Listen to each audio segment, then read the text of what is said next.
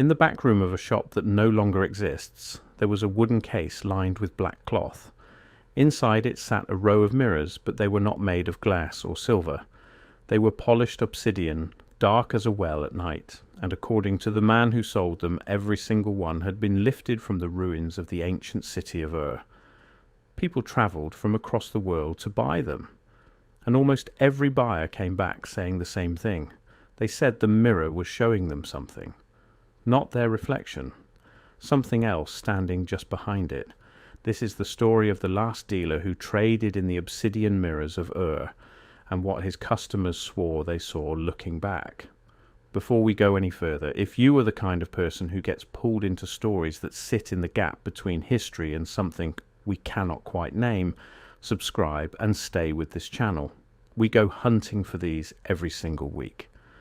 Now, back to the mirrors. To understand why a mirror like this would unsettle anyone, you first have to understand obsidian itself. Obsidian is volcanic glass. It forms when lava cools so fast that it never gets the chance to turn into proper stone. The result is a material with no grain and no crystal structure, just a smooth black surface that can hold an edge sharper than a modern surgical blade. The ancient world treasured it. And here is the first strange thing about this story. Obsidian does not occur naturally anywhere near the city of Ur. There are no volcanoes in southern Iraq. The nearest sources sit hundreds of miles away, up in the mountains of Anatolia and the Caucasus. So every shard of obsidian that ever reached Ur had to be carried there, by hand, by donkey, by reed boat, across distances that took months to travel. In Mesopotamia, obsidian was never an ordinary material. It was effort and danger made solid. Ur itself was no minor settlement. It was one of the great cities of ancient Sumer, a place of temples and ziggurats and kings. When the archaeologist Leonard Woolley excavated it in the 1920s, he uncovered something that stunned the world: a royal cemetery full of gold, lapis lazuli, musical instruments, and the remains of attendants who appeared to have followed their rulers down into the grave. Ur was a city that took the threshold between life and death extremely seriously. So the idea of an object from Ur carrying some kind of weight is not, on its own, a ridiculous one. The people who built that city already believed that certain objects could cross over. And long before Ur ever rose out of the marshes, people were already grinding obsidian into mirrors. In the ruins of Catalhoyuk, a settlement in what is now Turkey, older than the Egyptian pyramids by thousands of years, archaeologists found obsidian discs polished until they could throw back a human face. They are among the oldest mirrors ever discovered anywhere on Earth. Some of them were buried with the dead, placed with care beside the body. No one can say for certain why, but across the ancient world the same pattern keeps repeating. A dark, reflective surface was almost never treated as a simple tool for checking your appearance. It was treated as a door. There is even a name for the practice: scrying, gazing into a dark surface, water, glass, polished stone, until the surface seems to offer you more than it should. The Elizabethan scholar John Dee, an advisor to a queen, owned an obsidian mirror and was convinced he could contact something through it. That mirror still exists. You can stand in front of it today in a museum in London. So when a dealer began claiming he was selling obsidian mirrors pulled straight from the soil of Ur, he was not inventing a brand new idea. He was stepping into one of the oldest beliefs that human beings have ever held. And John Dee was not an outlier. On the other side of the world, the Aztec craftsmen polished obsidian into mirrors tied to a god whose name translates roughly as smoking mirror, a deity of night, sorcery, and fate, whose dark glass was said to reveal hidden things. Cultures separated by entire oceans and by thousands of years with no contact between them kept arriving at the same quiet conclusion, that a black mirror was not only for looking at yourself, it was for looking through. The dealer himself is a much harder figure to pin down. The antiquities trade is, by its nature, a quiet world.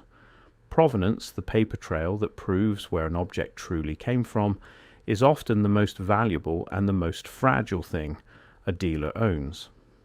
The man at the center of this story left behind no catalogue that anyone has been able to find. The version that collectors still pass between themselves in lowered voices describes him simply as the last of a tiny trade. An older man who dealt only in Mesopotamian obsidian, he worked out of a single rented room. He never advertised, never listed, never sold to a gallery. You found him only because someone who had already bought from him told you quietly that he existed. Collectors who have studied this corner of the trade say it was not always a trade of one. There were others earlier who specialized in Mesopotamian obsidian, who handled the blades and the beads and the occasional mirror, but the others moved on, or retired, or quietly stopped dealing in the mirrors in particular. By the end, only this one man was left still willing to source them and still willing to sell them. That is the part of his title that tends to get overlooked. He was not just a dealer, he was the last one who would still touch this specific thing. Buyers who say they met him described the same experience. The room was dim on purpose. The case came out, the black cloth was folded back, and the mirrors were simply there, absorbing the light around them. He did not haggle, and he did not explain. When customers asked how he had come to own mirrors supposedly thousands of years old, he gave the same flat answer every time. He said the mirrors had been waiting, and that his only job was to keep them moving along. What we are left with, then, is not a clean history. It is a collection of accounts from the people who carried those mirrors home, and the accounts are unusually consistent with one another. The first thing buyers tended to notice was the delay. A normal mirror answers you in the same instant. You lift your hand, the reflection lifts its hand, with no gap between the two. Several owners of these obsidian mirrors described a small pause instead, a fractional beat where the surface seemed to be catching up to the person standing in front of it. On its own, that is easy to wave away as a trick of dim light and tired eyes. It becomes much harder to wave away when several strangers, none of whom had ever met, report the exact same lag. Then there was the depth. Obsidian does not reflect the way a silvered mirror does. It absorbs at least as much light as it returns, so the image always seems to float inside a layer of darkness. But owners did not describe that darkness as flat. They described it as having distance. They said it felt less like a surface and more like looking down a long, unlit hallway or into deep water with no visible bottom. One account describes setting the mirror upright on a table and feeling, every time they walked past it, that the room inside the glass was very slightly larger than the room they were actually standing in. The reports that disturbed people the most were the ones about faces. Buyers said that if they looked for long enough in low light, the reflection slowly stopped behaving like a reflection should. The features would hold their position for a moment too long after the person had already turned away. A few owners claimed that the face in the obsidian was not quite their own. Not a monster, nothing as cheap or as obvious as that. Just someone close enough to be mistaken for them at a glance, watching them back with an expression they were certain they were not making. And then there is the detail that appears again and again, in account after account, the room over the shoulder. People said that if they looked past their own reflection, into the dark space behind their reflected shoulder, they could see the room they were standing in. Except it was not the room they were standing in. The furniture was familiar but arranged wrong. There was a doorway where their wall had no doorway. And in a small handful of the worst accounts, there was a figure in that reflected room standing far back, not moving, not coming closer. Simply present, in a version of the space that should never have existed. A few other details cling to the edges of the story. Several owners said the glass never warmed to the touch, that it stayed cold no matter how long it sat in a heated room. One person said the mirror seemed to hold on to something of whoever had owned it before, that it felt occupied. More than one buyer eventually turned the mirror to face the wall or wrapped it back up in cloth and put it away in a cupboard, and reported that they slept better once they had. There is one more thread worth pulling, and it is the strangest of them all. A handful of the longer accounts describe the mirror seeming to change the longer a person kept it. Not changing physically. The obsidian stayed the same dark, flawless disc it had always been. What changed, owners said, was the amount of attention the mirror seemed to ask for. At first it was easy to ignore, just an old object sitting on a shelf. But after weeks, after months, people described catching themselves standing directly in front of it without any memory of having walked over. They described the room over the reflected shoulder becoming clearer, more detailed, more lived in. And in the accounts that end badly, the figure standing far back in that reflected room was no longer quite as far back as it had been the very first time they looked. Now, none of this is proof of anything, and that has to be said plainly and out loud. Obsidian is a genuinely difficult surface to look into. It is dark, it distorts and it flattens depth in ways the human eye is simply bad at correcting for. Spend an hour staring into any unusual reflective surface in poor light, and your brain, which is built from the ground up to find faces and patterns everywhere it can, will start handing you both whether they are really there or not.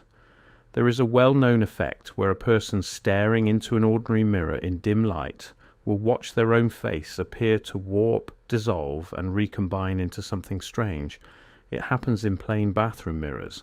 Hand someone an ancient black mirror sold with a story already attached to it, and you have primed that same mind to see a great deal more. That is the honest counterweight to the whole legend. The mirrors were most likely exactly what they physically were. Volcanic glass, very old, very beautiful, and very good at giving a suggestible mind room to wander in the dark. But there is a second question hiding underneath this story, and it is the question that refuses to let the story die. Were the mirrors actually from at all? This is where the dealer's silence becomes a real problem. He offered no provenance, no documentation, nothing. And the few people who later claimed to examine these objects closely raised something uncomfortable. They said the workmanship on some of the mirrors did not match what we expect from the period at all. The polish was too even, the discs were too precisely true, too flat, the edges too clean, as if they had been finished with a patience or a method that does not fit the tools the ancient world is supposed to have had. The conventional explanation for that is the simple and likely one. The mirrors were later objects, or even modern ones, dressed up in an ancient story to drive the price up. That is, honestly, how a large part of the antiquities trade has always worked, and it is almost certainly the real answer here. The other explanation is the one that gets whispered in the quieter corners of this subject, that the mirrors really were old, older even than and that they are physical evidence of something the standard timeline leaves no room for. A level of craft and knowledge sitting in a chapter of the human past that was buried, paved over, and forgotten. People who follow these threads will tell you that the history we were handed is a heavily edited version of events, and that objects like these are the loose pages that fell out of the binding. There is no hard proof for that idea, and it should be treated as exactly what it is, a claim rather than a fact. But a stack of black mirrors sitting there just slightly too perfect for their supposed age is precisely the kind of object that makes a reasonable person start asking awkward questions.